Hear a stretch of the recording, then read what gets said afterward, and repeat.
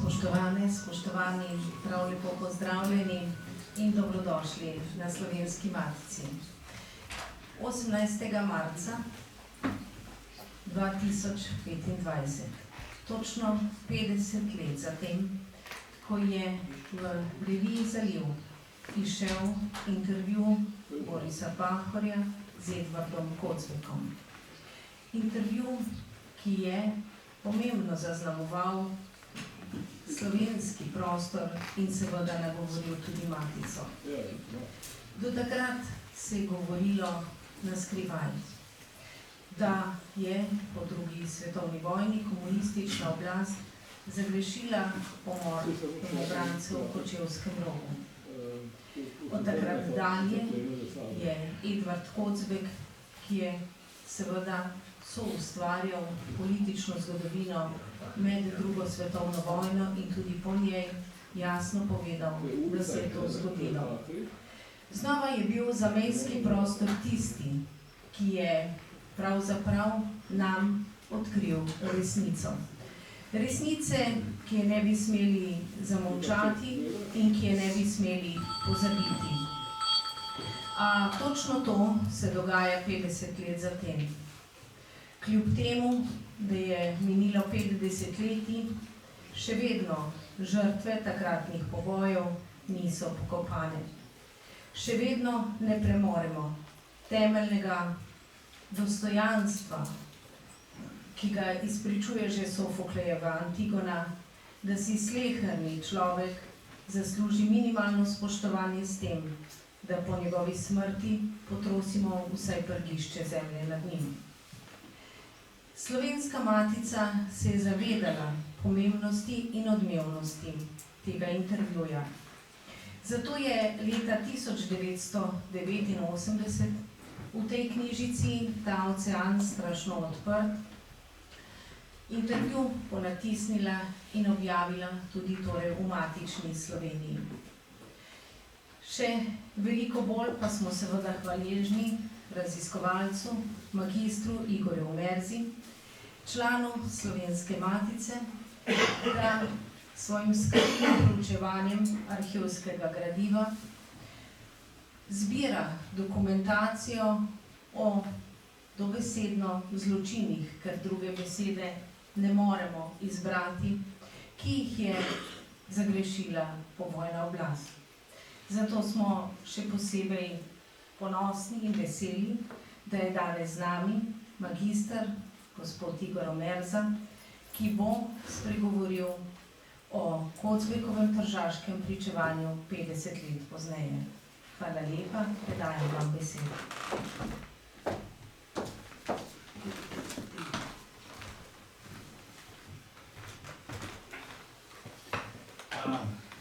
Lepo pozdravljeni. Zahvaljujem se vam, da ste prišli na to točno 50-letnico. Jaz sem se pri tem spomnil na Marčeve ide, ki so bile 15. marca očitno. In čez 3 dni je potem išla ta 2000 let pozneje. Ta knjiga, dobrih 20 let pozneje, knjiga v Trstu zamejskih pisateljev Borisa Pahorja in Alojza Rebule. Knjiga Kocbek, Edvard Kocbek, pričevalec našega časa, Udba večkrat prav, da gre za brošuro. In Rebula in Pahor sta zaradi ciljnih platnic, resnici ne ljubo leče predvsej na zeleno, ljubkovalno pomenovala Sinja knjiga, ki se mi zdi lep naslov. Zato sem jaz tudi dal, vidite, ta je pa res Sinja, ne, Sinja knjiga. Torej, to je počastitev tega velepomembnega jubileja. Včeraj sem gledal televizijo, kulturne strani, 50 let nekega dogodka v življenju Ive Andrića. Tega dogodka niso omenili, včerajšnji kulturni, so pa eno drugo 50-letnico omenili, nekega pomembnega avtorja, ampak vendar bi lahko tudi v slovenskih logov povedali o tem izjemno pomembnem jubileju.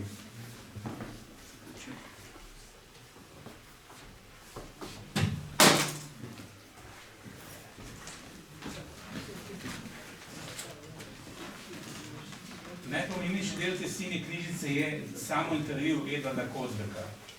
Saj si je sam postavljal vprašanja in njegovi odgovori so nekaj epohalnega v naši novejši zgodovini, saj Kozbek za prijatelje Edi, eden voditelj odpora proti okupatelju razkrikal medvojni partijski teror in po vojni množični umor neoboroženega obranstva. Zarota molka je bila nepopravljivo načeta in krvavi zamolčani temelj, na katerem je slonila slovenska komunistična in enostrankarska monopolna oblast, se je začel sesipati.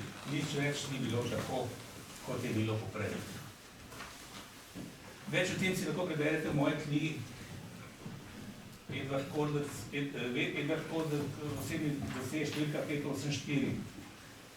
Tudi nekaj tega opisujem v debeli knjigi Milan Kučan in Udba.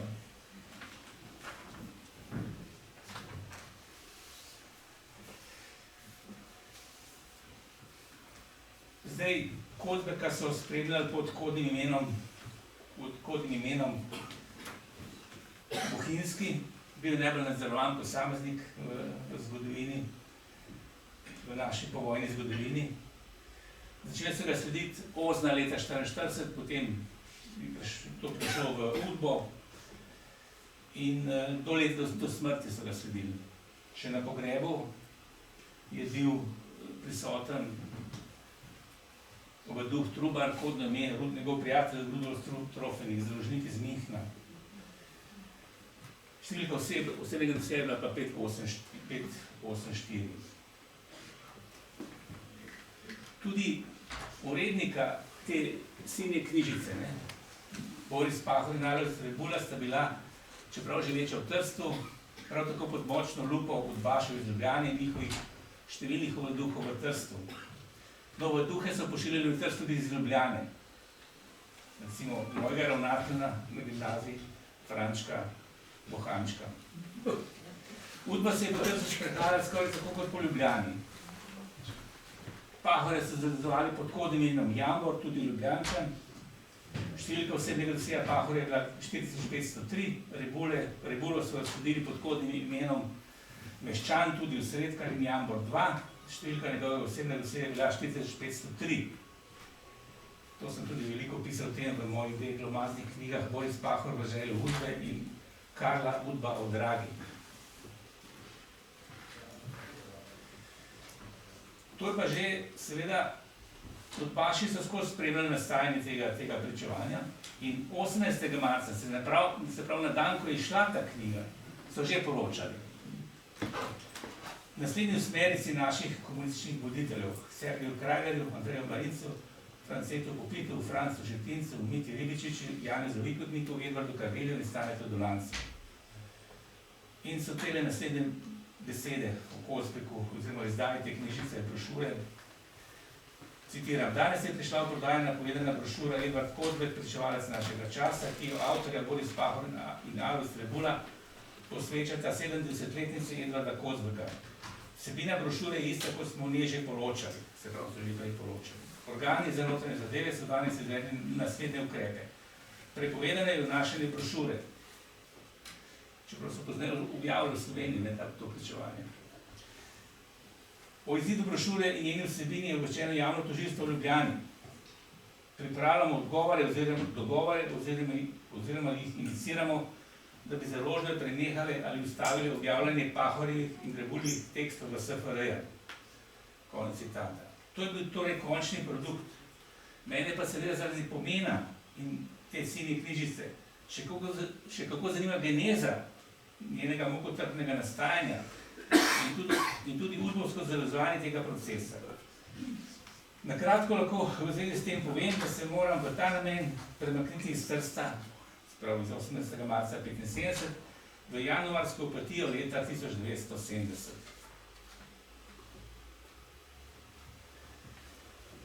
Tam je v nedeljo 25. januarja Boris Pahor obiskal Kozbeka, ki je bil na enomesečnem zdravljenju.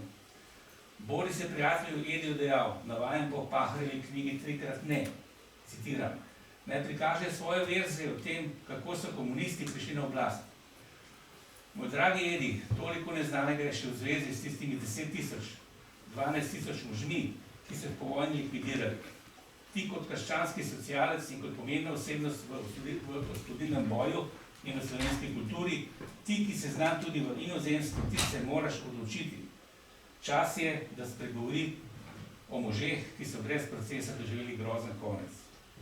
Kozak je odgovoril, da se tega on sam zaveda, ker ne mara imeti tega bremena na svoji vesti, a on mi je dejal, da potrebuje še časa za premislek.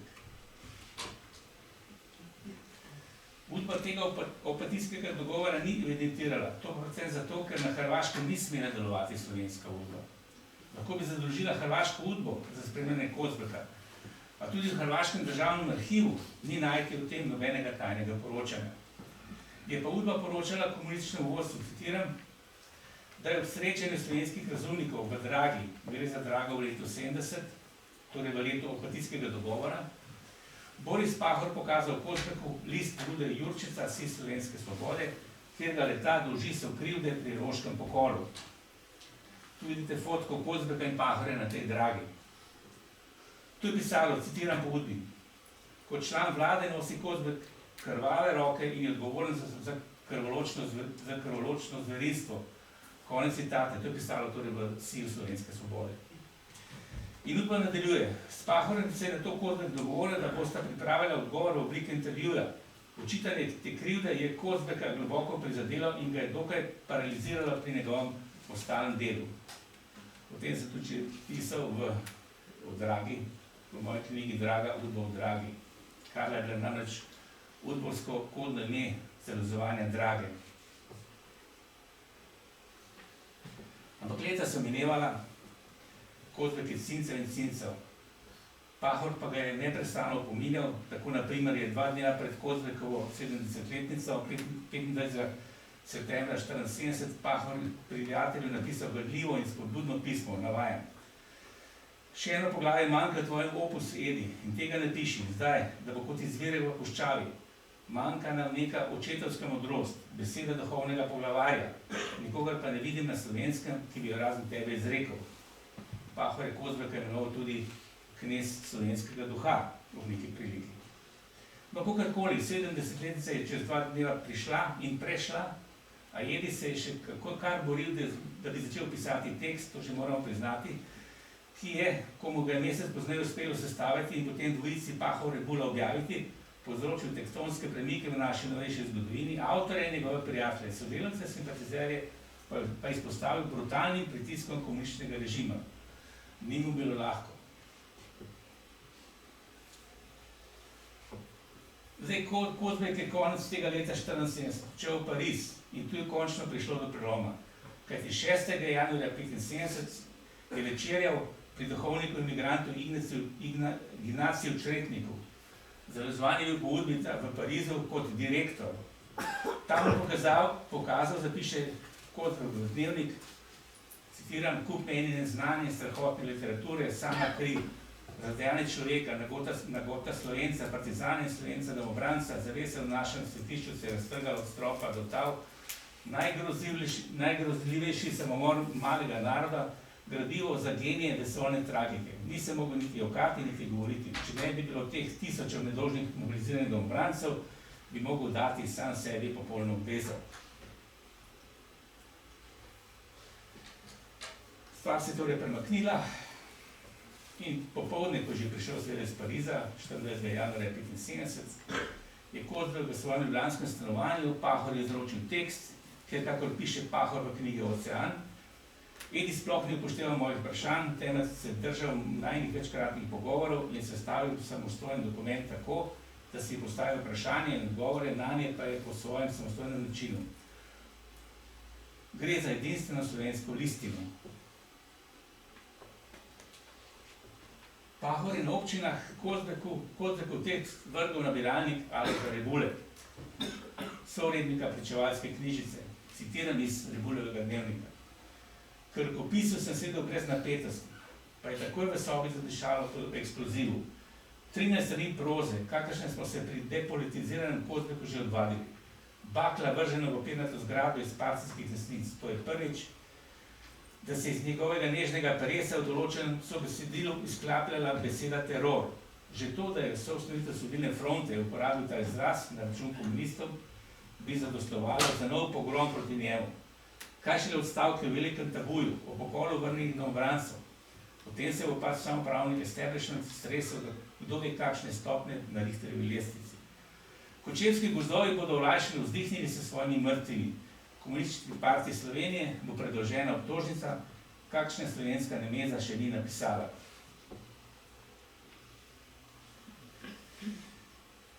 Čuječa Udba je seveda pozorno spremljala tržaške priprave za tisk Sinje knjižice. V Slovenskem arhivu najdemo številna poročanja naše tajne policije, kaj se Kozlek pogovarja v svojem stanovanju z obiskovalci o prihajajoči knjižici. Dalje najdemo tudi zapis, kaj so se v tem pogovarjali na ozvočeni ljubljanski nadškofiji. Za krono vsega pa je Udba v Trstu upravila krtačne vtise, se pravi postavljene strani za tisk in jih dostavila v Ljubljano. Vrh režima, ki je videl, kako bo v Trstu razkrinkan njihov teror in razkrit njihov največji zločin, je skušal Kozleka s pritiski pripraviti do tega, da bi svoje pričevanje umaknil. Toda Kozlek se ni prestrašil in 18. marca je, kot že povedano, ta knjižica zagledala luč sveta. Atomska bomba je eksplodirala in njeni popotresni sunki se čutijo še dan danes.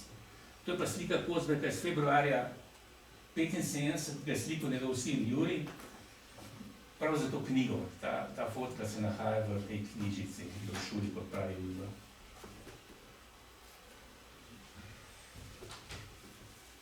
In to je pa slika Kozleka v partizanski uniformi. Sedaj bi tudi v knjižici objavljeno. Sedaj bi že čas, da nakratko pogledamo, kaj je tako velikopomembnega povedal pričevalec za znamenito Sinjo knjižico. Sama vsebina je šokantna, seveda z očmi takratnega časa, kajti danes lahko vsak klobasa kar hoče, kar mu pade na pamet.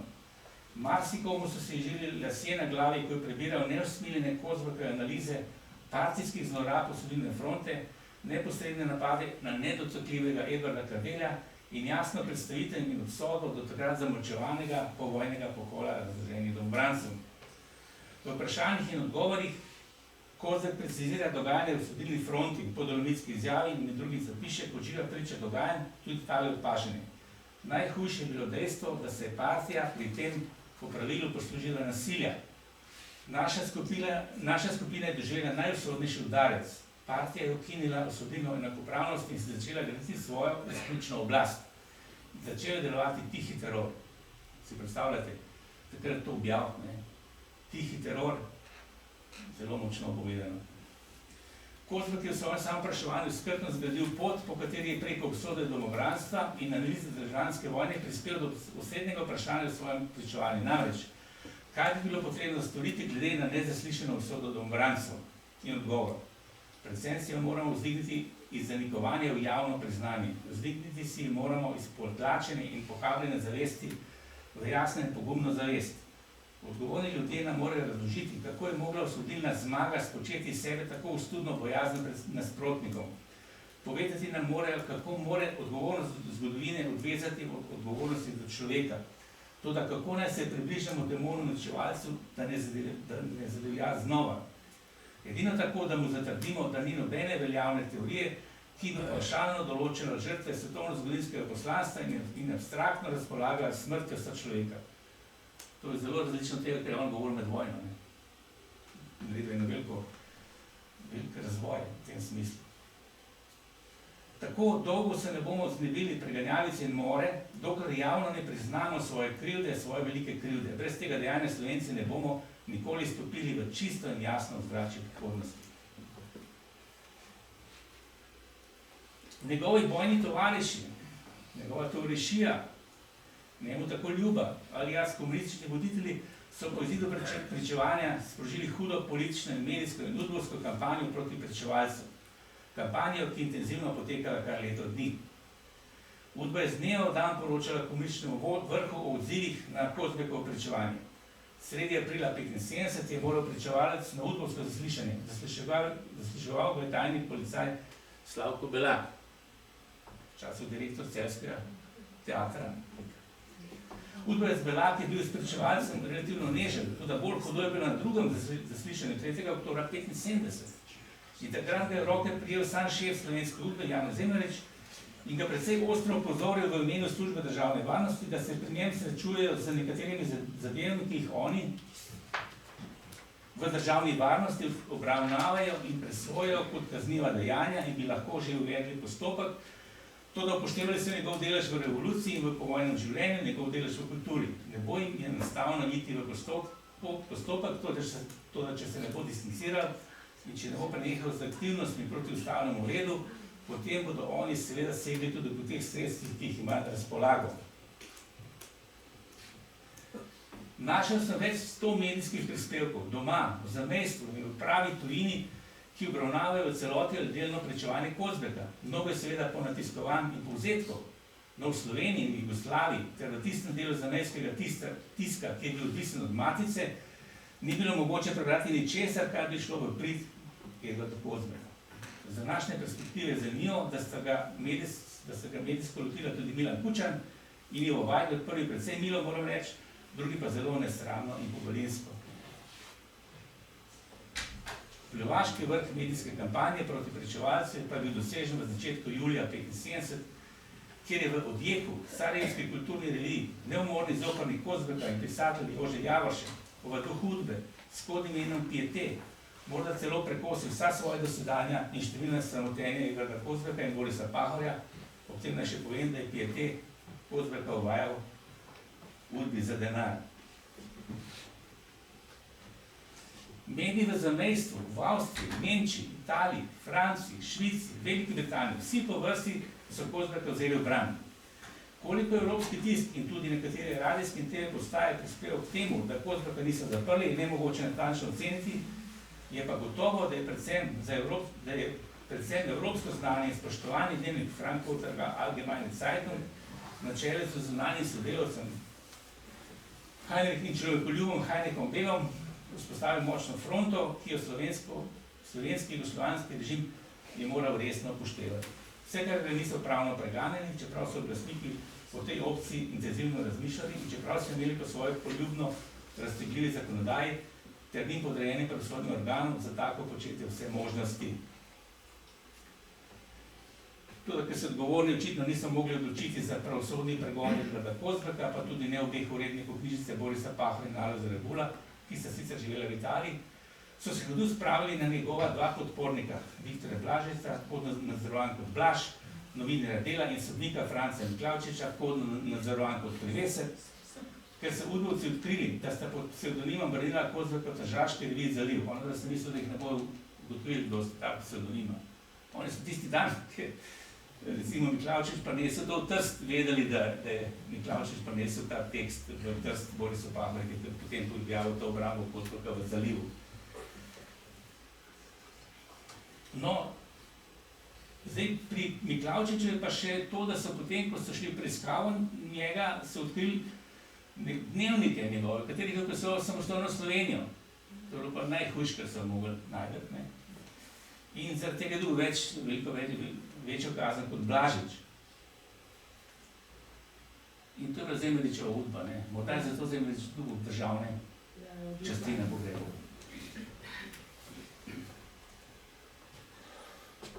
Zdaj pa, kdo so odgovorni ljudje, pravi Kozbek? Odgovorni ljudje ne morejo razložiti v pričevanju, kako je mogla Osvobodilna front zmaga spočeti iz sebe tako ostudno bojazen pred nasprotnikom. Kdo so ti odgovorni ljudje?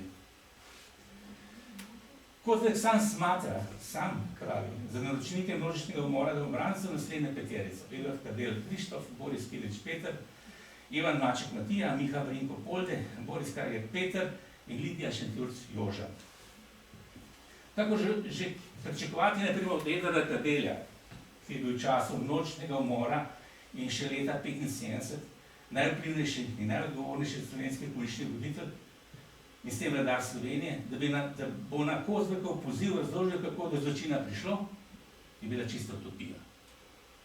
Če pri tem upoštevamo še to, da je bil takrat živ še tudi nedotakljivi Tito, brez njega se pa noben, da njegove komande ali pristanka se noben pokoli zločini in množični umori ne bi mogli zgoditi.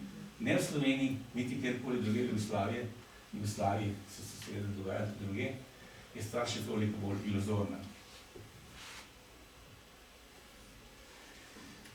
Še danes v središču že 50-30 let demokratične in samostojne Slovenije stoji ogromen kip v počastitev krvave revolucije in kipa glavnih dveh množičnih morilcev, Kardela in Kidriča.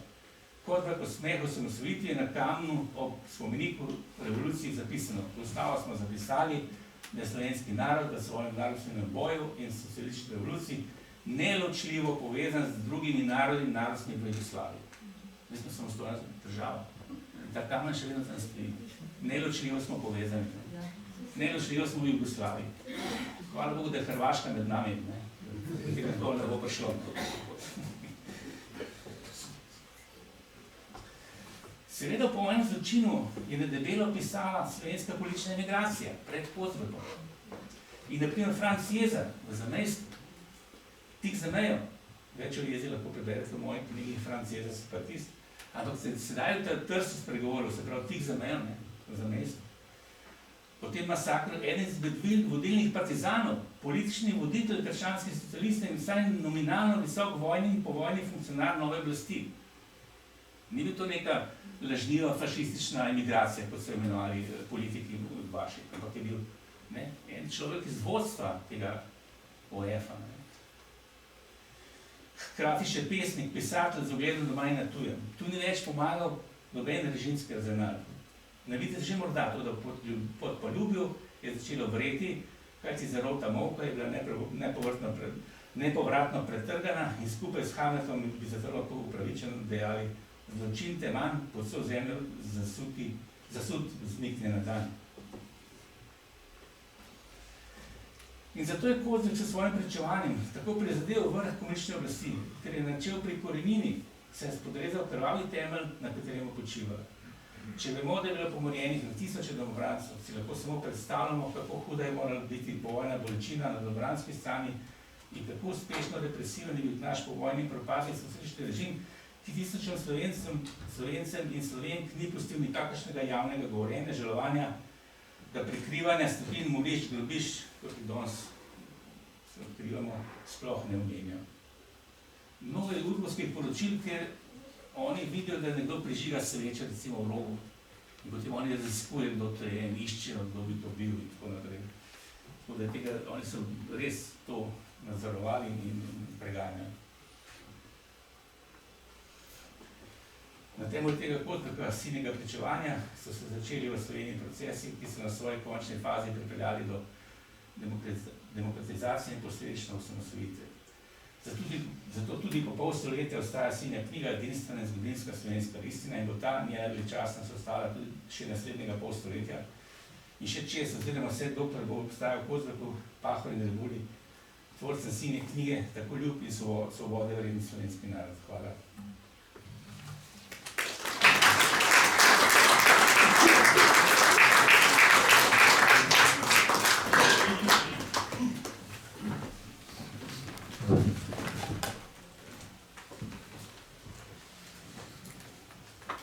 Hvala magistru Igorju Merzi.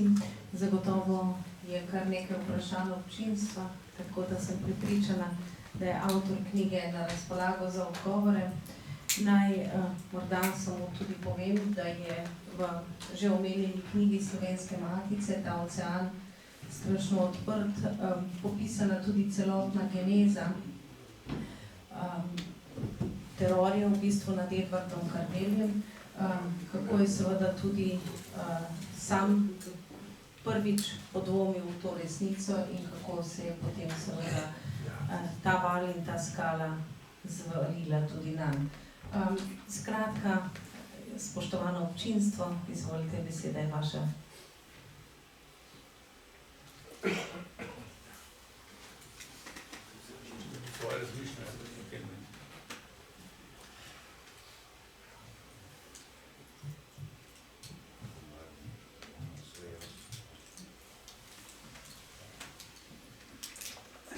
Očitno ni vprašanj, je samo globoka bolečina in pravzaprav tudi zgroženost nad tem. Bom seveda. Izvolite. Ker sem zamudil, ampak če bom naredil to vprašanje, bom se povedal. Pozdravljam, gospod Igor. Moje vprašanje se pa nanaša na eno drugo knjigo, in sicer analiza obdelave Edvarda Kardelja Tončke Gorjava. Namreč, Ne Kardela, Kozbeka. Kozbeka. Ja. Ampak vse je mogoče.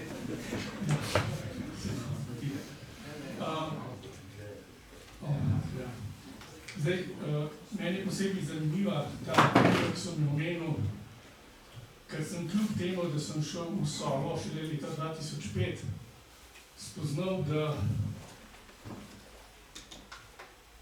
marsikdo z Udbe je šel, ampak v tisti Sovi, ki bo ostala, je pa veliko Udbenot ostalo v glavah.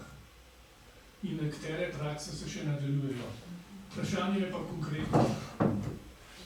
Kaj je bilo zdaj v tej novi, ta zadnji tvoji knjigi posebej novega, glede na to, da si v arhivu praktično doma?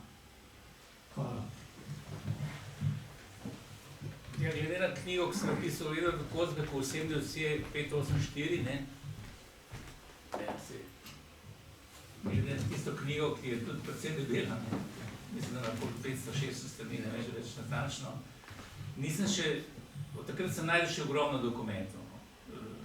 Predvsem iz leta 1975 je ohranjen cel fond informacij, ki se jih dobivali, prej sem že omenil tista osmerica komunističnih voditeljev, kjer imate ogromno teh dialogov iz Kozbekovega stanovanja, ogromno telefonskih prisluhov, tudi prisluhov iz, recimo, iz stanovanja Dimitrija Rupla.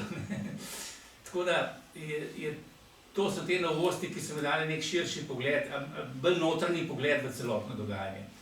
Namreč obstaja neko zanimivo dejstvo, ne, da to, kar je bilo, to, da je Udba seveda je ogromno uničena, ne, ampak kar je ostalo in je tragično to zavezovanje življenja drugih, ampak je pa danes recimo marsikaj uporabno, da razumemo takratni čas, pa tudi posameznika v tistem času. Ne. Recimo en pogovor med Heinrichom Bellom pa med Edvardom Kozbekom, to je seveda pogovor dveh velikanov, ne, predvsem Heinrich Bell, Nobelovec in svetovno znan človekoljub in tako naprej. Predsednik, mislim, svetovnega pena, ne, bil nekaj časa. Pisatelj predvsem. Pisatelj, seveda. No, sred Nobelovec, to sem mislil s tem. In to, da vi imate nek telefonski razgovor preveden v slovenščino, ne, in predstavljen in ga lahko danes čitamo, je recimo nekaj tega, kar je zanimivo. Ali pa recimo pogovor v Kozbekovem stanovanju med Rebulo in Kozbekom, ne, o tej knjižnici, ki prihaja. Ne. To so spet take stvari, ki bi izginile v zgodovini, jih ne bi bilo, ne, če jih ne bi Udba v bistvu detektirala. Tako da, ne da bi hvalil to, ampak je to pa neka stvar, ki je danes pomembna, ne.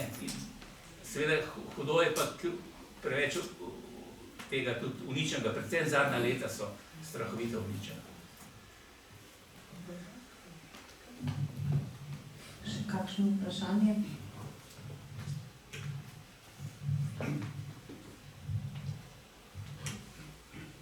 Lepa. V vaši knjigi sicer pišete o tem. Nam lahko na kratko poveste, kdaj je po vašem Edvard Kozbek dobil informacijo o povojnih pomorih? Mislim, da že jaz sem to, kar on piše v svojih odgovorih in vprašanjih, samo intervjuju, ni točno. Vemo, da je on to vedel že leta, da mu nisem to Snoj povedal, ta minister v tej vladi, takratni, in da je on vedel. In potem je zahteval sestanek na CK-ju. In so se dubali, mislim, zdaj niti datume nimam čisto v glavi, ampak so se dobili in so njemu rekli, da to ni nič res, da se on še to želi, da bilo res, ne. In da so tisti, ki so živi ostali, ne, da niso v vojni padli, da so na prevzgoji. On zdaj, ne, če je to kupil, da so tisoči na prevzgoji in tako naprej, on je še poleg Kardelju, to pripoveduje Stanovnik, ne, Janez Stanovnik v neki dokumentarni oddaji, da je šel k kartelju, zahteval odgovor in prišel ven iz kabineta, to v Beogradu bilo, ker je tudi on bil minister tam v Beogradu, kartelj je bil tudi v Beogradu, stanovnik je bil njegov tajnik ali sekretar in je rekel stanovniku, da je kartelj mu rekel, da to ni nič res, ne, v teh pogojih. Ampak verjetno, če je on to verjel, ker je hotel verjeti. On bi mogel vedeti, da to ni mogoče, da tisoče ljudi nekje v Sloveniji prevzgaja. To bilo nemogoče v Sloveniji skriti.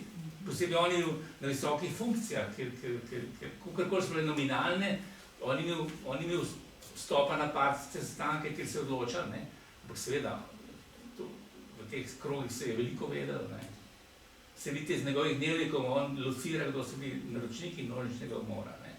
Ker je bil pač v tej notranji skupini, on je vsak dan se pogovarjal med vojno s Kardeljem, s Kiletičem in tako naprej, ne, ste ga obdelovala.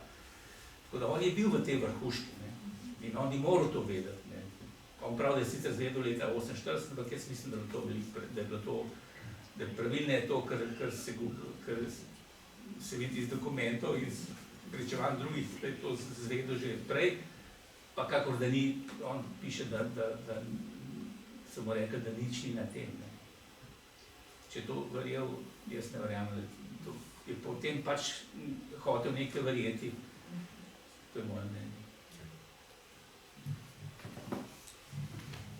Hvala. Še kakšno vprašanje? Morda, če smem vprašati, omenili ste to srečanje Pahorja in Edvarda Kocbeka v Opatiji leta 1970.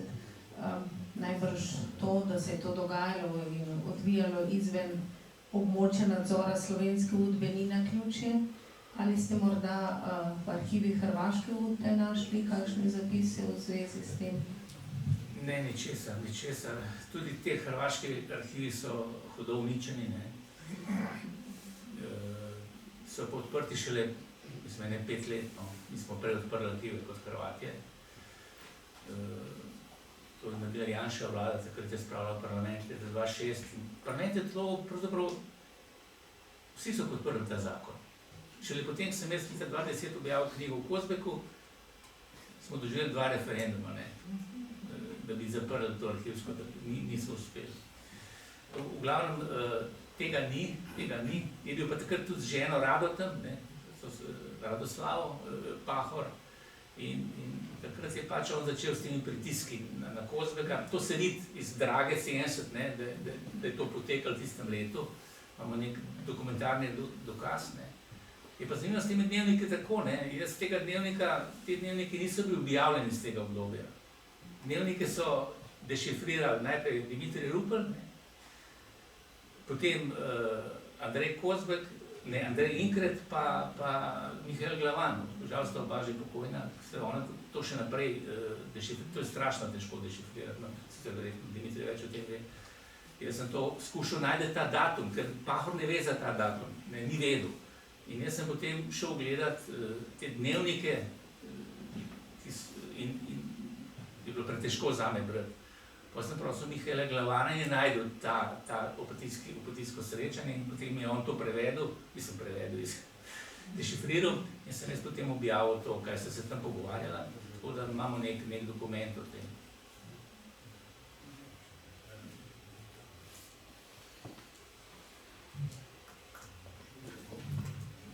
Še kakšno vprašanje?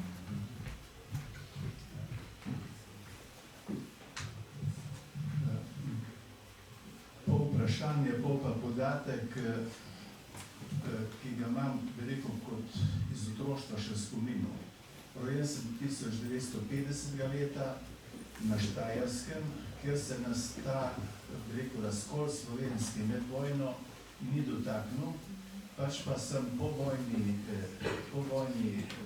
veliko stvari počasi izvedel, kot otrok najprej, bližnji sosed. Bom zdaj še pustil, ker so še kakšne sorodnike še živ, hčerka recimo je takšnega.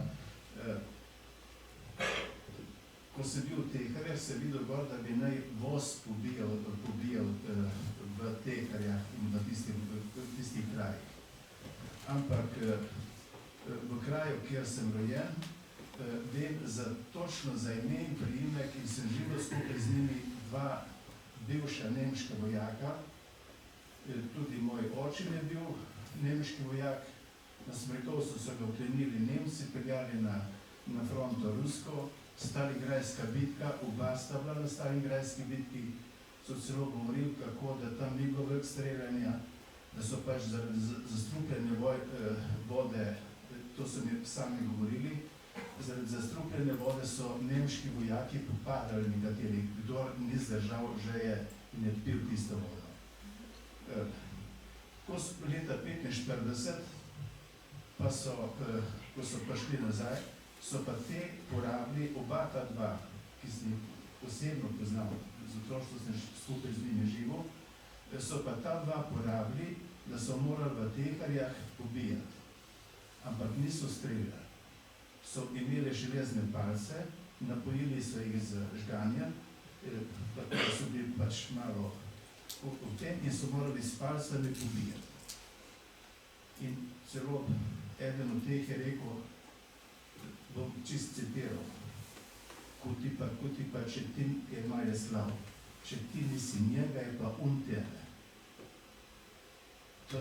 In ta človek je bil zelo zaznamovan, velikokrat je norel, ko je bil malo pijana, karkoli je norel, žena mogla pobegniti z otrokoma stran.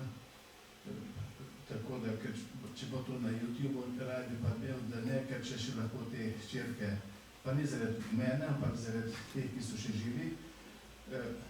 Torej, vsekakor pobijanje v Teharjah po teh mojih spominih, pa izkušnji, ne direktni, je pa stvar 8 let po tistih dogajanjih.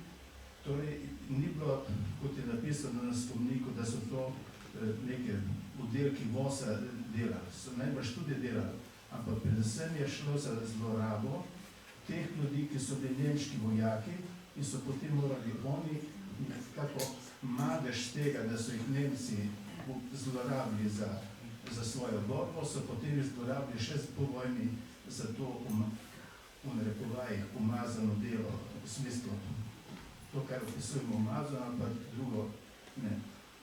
Zdaj pa, zdaj ne vem, koliko vi to bolj poznate, koliko se ve tega o teh zlorabah, teh, recimo, vojakov. Moj oče se je tega rešil in to zato, ker je bil v Gulagu do leta 1947. Na koncu Sibirije je pobegnil, skupaj s tremi so pobegnili iz Gulaga, iz ujetništva in so prišli peš gor do Šoštanja, v Slovenijo. Torej, on je umrl leta 1991, ne da bi vedel, da česa se je rešil. Ali pa je morda vedel, ker o tem niso govorili. Zdaj ne vem, koliko se o tem govori, o tej drugi zlorabi, teh nemških vojakov, ki so bili dvakrat zlorabljeni od okupatorja in potem od tega, kar tukaj danes govorimo. Če vam nekaj morda znano. No, ni bil voz, bila je Ozna, ne, takrat je bilo vosa. Ja. Ozna je bila. Ne, v tem jaz nisem videl nobenega dokumenta o načinu teh pobojev, recimo v Teharjah. Vem pa, da so tam nekje po tem Tolstojevem knjigi Minister in masakr, da so začeli in po Marinkovi smrti, in po Kardeljevi seveda, ne, leta 79, Marinko 83, da partija ustanovila neko komisijo za preiskavo teh povojnih pomorov. In so zaslišali, mislim, tudi med drugim šefa taborišča v Teharjih. Durnher. Ne.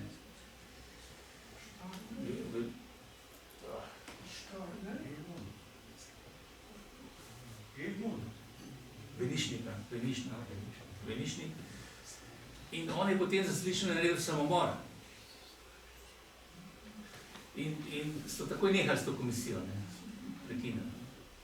Tako da so te ljudje bili zelo obremenjeni, očitno, če narediš samomor, ko začnete svoji, oni so to pro forma hoteli nekaj narediti, se ne bi šli globoko verjetno. Tudi Avbla so zaslišali, pa Ribičiča, mislim. In ta zaslišanja obstajajo v arhivu, seveda so popolikana, nič ne vejo ti ljudje, ki jih sprašujejo.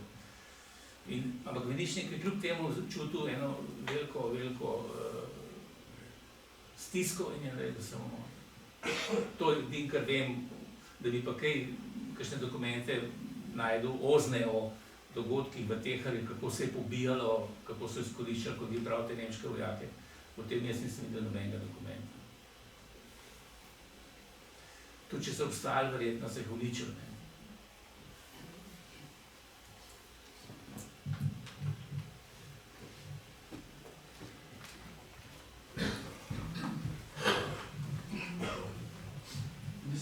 Ker smo ravno na tej temi, bi dodal še drugi podatek, ki je pa tudi iz mojega otroštva spomin na človeka, ki je pa sodil. Med vojno je bil skrivač, ker so pri nas igrali šnops in potem tak je bil partizan, mu je metal karto vedno, bom kar citiral, na kurba skrivaška. Potem pa druga karta je bila na kurba partijska. Bil je kovač, je po domači govoril. Ampak vedel je, o čem govoril, zato ker ta se med vojno skrival. Po vojni so ga uporabili njega, da je bil sodnik. In moj otroški spomin je, ko sem na Kreslino sedel, potem, ko so nekje odšli ven, ko so igrali pač karti, jaz sem zelo rad prisluškoval njim, kar so, se niso veliko govorili, ampak take znaki so bili. Potem, ko so vsi odšli ven, je pa ta bil malo že pijan in je začel bloditi, ponazoriti, kako je sodbo. Torej, kriv, ne kriv in se za glavo prijel in kupi mrtvih. Torej, je ponazoral, imel neko psihodramo. Njegova žena je bila z mojo mamo, sta si bile zelo prijatelji, se je k njej zatekala na pogovor. In žena je povedala, da je on, kot pravite, da so imeli priganjalice. Ta je imel na nočni omarici stalno pištolo in žena, ko ga je prišla buditi, ga je najprej za roke prijela in ga je potem zbudila, če je bilo potrebno. Lahko pa povem, ker njegova družina so vsi umrli, gre za Šuster Augusta. Če boste kje našel ta ime pa priimek, lahko še kaj več povem o njemu. Bil sem otrok.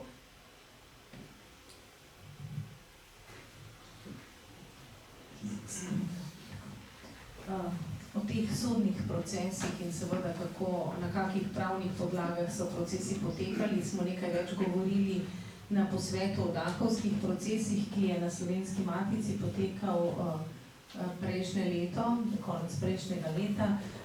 Predajam vam besedo. Jaz se ne bom vezal na otroške spomine, nekaj mislim, da je tema drugačna danes, ampak bi samo se vrnil na Kocbeka in Borisa Pahorja. Rad bi sam to povedal, jaz sem v to srečo, sem s Pahorjem parkrat bil pri njemu, doma so se pogovarjala, bil je človek, ki sem ga tako cenil, da sem bil kar zavrt v teh pogovorih in v enem zadnjih pogovorov mi je rekel, kaj si mislim o Kocbeku. Mene je ocenil, da me bo vprašal. Moram reči, da sem tako majhen rad in nisem vedel, kaj močem odgovoriti, ker sem v svojem mnenju, da je pač Kocbek človek, se je predsedil do partije vlado, pa se nisem mu tega nemo reči. In sem rekel, da je Kocbek mu srečno, da je bo tako literarno možno lahko javno spoved naredil. In Pahor je to misel sprejel, ker je pol enkrat naprej povedal.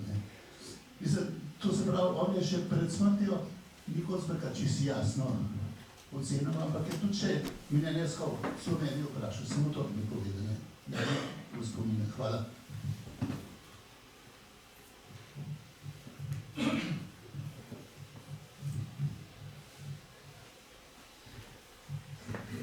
Če ni več vprašanj, bi se iskreno zahvalila magistru Igorju Merzi, mu čestitala za njegovo pogumno in tudi seveda garaško preiskovanje slovenskih arhivov in gradiva, ki je še ostalo, tudi za ta poklon Pahorju, Rebuli in nenazadnje tudi Kocbeku, da je spregovoril o povojnih pobojih in da smo lahko seveda na nek pieteten način do vseh nedolžnih žrtev komunističnega nasilja danes obeležili tudi 50 let spomina na intervju, ki je v temelju, kot ste tudi sami rekli, spremenil ne samo partijsko oblast, ampak seveda tudi celotno Slovenijo in Slovence